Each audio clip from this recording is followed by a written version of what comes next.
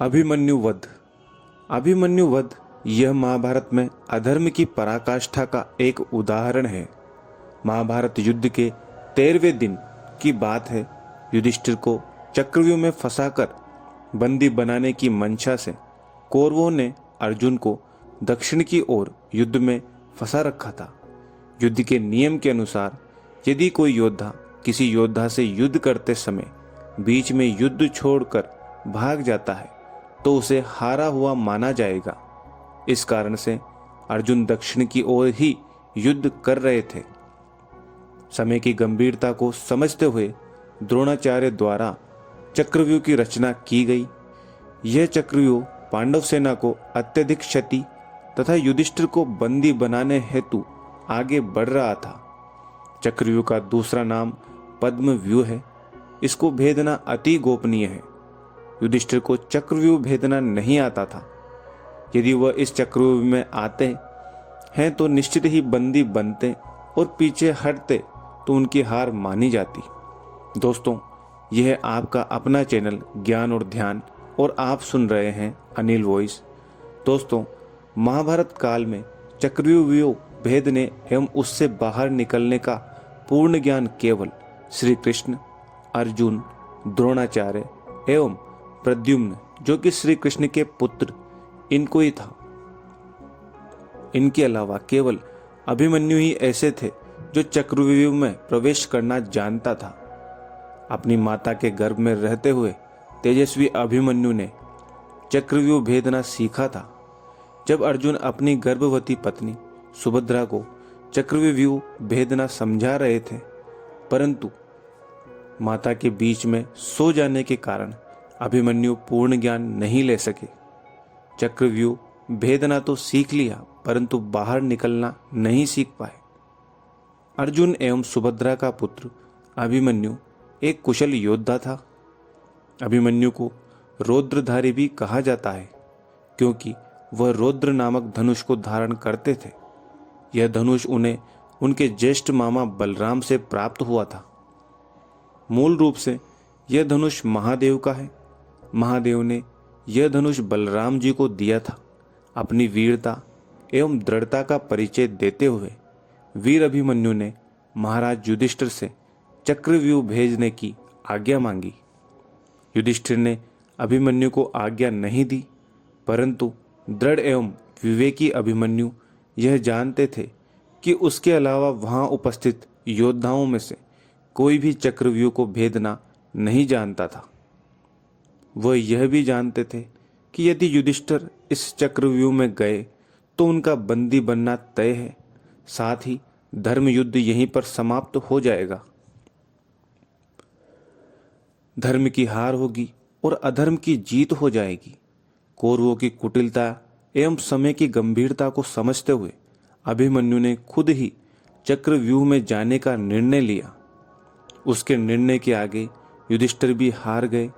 जब अभिमन्यु व्यूह में घुसे, जयद्रथ ने व्यूह का द्वार बंद कर दिया। वीडियो में आगे बढ़ने से पहले अगर आप भी महादेव के भक्त हैं तो वीडियो को एक लाइक कर दें और कमेंट बॉक्स में हर हर महादेव जरूर लिख दें। दोस्तों, महाभारत में वहीं युधिष्ठिर भी नकुल सहदेव अपने ससुर द्रुपद के साथ चक्रव्यूह में घुसने का प्रयास करते रह गए, परंतु व्यर्थ। व्यूह के बाहर उन्हें जयद्रथ जैसे कौरव पक्ष के योद्धाओं से युद्ध भी करना पड़ रहा था। जब रौद्रधारी अभिमन्यु ने चक्रव्यूह को भेदना शुरू किया तब उसने किसी की प्रतीक्षा नहीं की। वीर सुभद्रा नंदन एक के बाद एक घेरे को भेदते गए। रास्ते में आ रही कौरव सेना को ऐसे छलनी कर रहे थे मानो कोई माली घास काट रहा हो। अभिमन्यु युद्ध में एक छोटे से बालक थे, परंतु अति श्रेष्ठ योद्धा।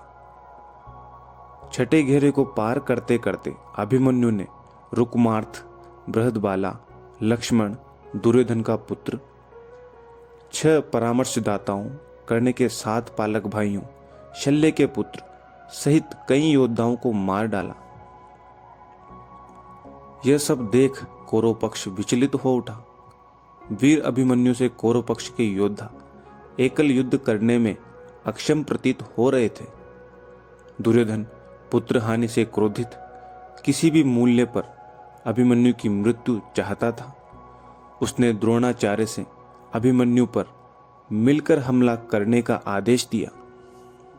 महाभारत के युद्ध में जो पक्ष अधर्म का प्रतीक था, उसने अपना परिचय देते हुए अधर्म की पराकाष्ठा दिखाई।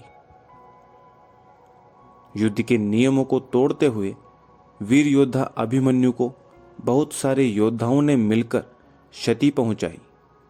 वीर बालक अभिमन्यु पर द्रोणाचार्य, दुशासन, अश्वत्थामा, कर्ण, शकुनी, दुर्योधन, कृपाचार्य, कृतवर्मा, वृषभसेन और द्रुमसेना द्वारा हमला किया गया था। सारे योद्धा मिलकर इतनी वेग से अभिमन्यु के रथ पर हमला कर रहे थे कि अभिमन्यु का रथ टूट गया, परंतु अभिमन्यु ने हार नहीं मानी। वह धरती पर खड़े होकर भी युद्ध करते रहे। उसकी ढाल तीर मार के गिरा दी गई। तब उन्होंने रथ का पहिया हाथ में उठाकर उसे ढाल बनाकर युद्ध किया। इसी बीच जयद्रथ ने पीछे से महान योद्धा अभिमन्यु की पीठ पर भाले से प्रहार किया। भाला वीर अभिमन्यु के शरीर को भेदता हुआ बाहर निकल गया। फिर एक के बाद एक कौरव पक्ष के योद्धाओं ने अभिमन्यु पर बार बार वार किया। सुभद्रा नंदन अभिमन्यु वीर गति को प्राप्त हो गए। साथ ही उन पर वार करने वाले कौरव पक्ष के सभी योद्धा निम्न प्रतीत हुए।